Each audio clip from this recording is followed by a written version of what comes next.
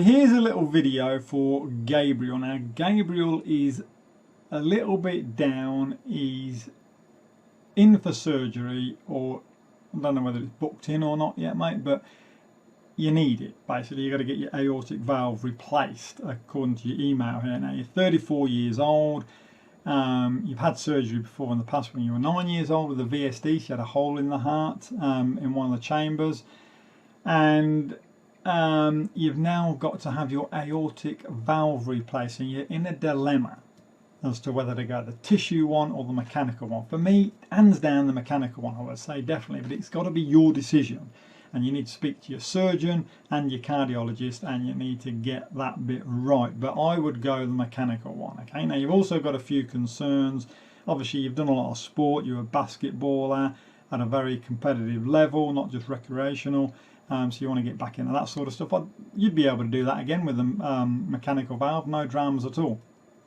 You're feeling a little bit down at the minute, a little bit depressed. Look, it is a big thing, let's be honest. Open heart surgery, you know, it's a big thing. But at 34, that was about the age I had mine done. I've had mine in now for 10 years. You're going to bounce back from it pretty quick. You'll be surprised. You will bounce back from it pretty quick. And they give you some damn good drugs to knock you out. Damn good drugs. So, look, as far as you're feeling a little bit down and a bit depressed and that, you do have to sort of look on the bright side, okay? Could have been damn sight worse. They may never have picked it up. Now, I was lucky. Mine was picked up, but don't forget, for the best part of 30 years prior to that, no doctor had picked up the murmur in my heart. So had the doctor that did pick it up for me, Dr. Fraser, Bruce Fraser, if he hadn't have picked it up, there's a good chance that I would be dead now. My surgeon actually said to me I would have maybe made it to my mid-40s. So there you go. So look on the bright side. It isn't that bad. It's not that bad. Also, you've got concerns about the warfarin, and you want to know if I have any daily concerns being on the warfarin. I have none at all, not a bit. Okay, I've got a machine that I check my INR with. That's your international normalized ratio. It's the speed in which your blood clots, and it's just like someone that's got diabetes. They have the little strip thing. Well, my machine's the same, just a little strip thing. Drop a bit of blood on it, and it'll tell you what your INR is. Mine is between 2.5 and 3, and it's generally always around that. If it drops down a little bit or it goes a bit higher, I don't panic, I don't get stressed out. I just leave it for a day or so, and I'll check it again a couple of days later. It's more than likely just something I've eaten, and it will alter a little bit, so just don't panic about it. So as far as the medicine goes, the medication, warfarin, if they said to me, look, there's another medication you can go on, it's not warfarin, and it's just come out, whatever, I wouldn't do it. I'm quite happy on the warfarin. Has no adverse effect in my life whatsoever. None at all. I can tell you there are no symptoms, there's no side effects, nothing at all. I can honestly say there's nothing. Only thing is, if you cut yourself, people go, look, if you cut yourself, you're going to bleed to death.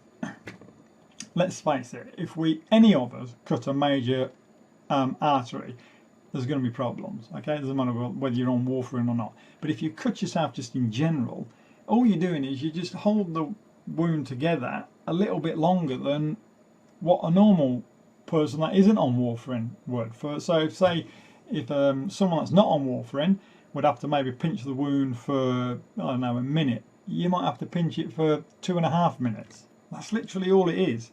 Literally it. People go on about it like it's this taboo thing. It's not that bad, I can tell you. Also concerned about sleep, the noise it makes. It does make a noise, right? There's a good old tick there. That's a good thing though. You want to hear it tick. If it stops ticking, there's a problem. All right. The ticking does take a little bit of getting used to, but in general now, I don't hear it because it's just part of me, you know. So I don't have any dramas with that. When you're going to sleep, when you're lying down flat, definitely you can hear it, but that doesn't bother me. It doesn't concern me at all anymore. It doesn't keep me awake, anything like that. I don't hear it at all when I'm on the bike, but I do hear it when I'm doing like an upper body workout, like I just did one earlier before I made this video. And when I'm doing push-ups, for instance, I can hear it ticking away. And obviously the harder you're going, well, the louder it goes, the faster it ticks.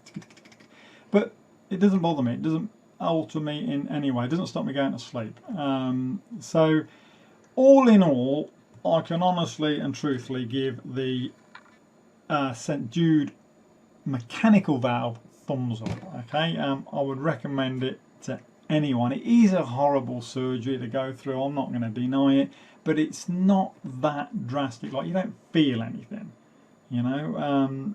You literally, when I had my surgery, I was up in the ward, and I remember I was watching the cricket. England were getting flogged by Australia. In Australia, they're getting absolutely hammered in the Ashes. And anyway, I was watching that, and the nurse comes and says to me, this was like, I don't know, a couple of hours before I had to go down. They wheel you down in the wheelchair, you know. And she goes, oh, here's your Valium, a little drug or something to make you drowsy or to take the nerves off. I said, oh, don't worry about it, I'm fine. You know, I'm not a drama. And she goes, no, you have to have it. So anyway, I took it in the end. And then the guy come round with his wheelchair, and he says to me, mate, we've got to take you down to surgery now. I said, yeah, no worries.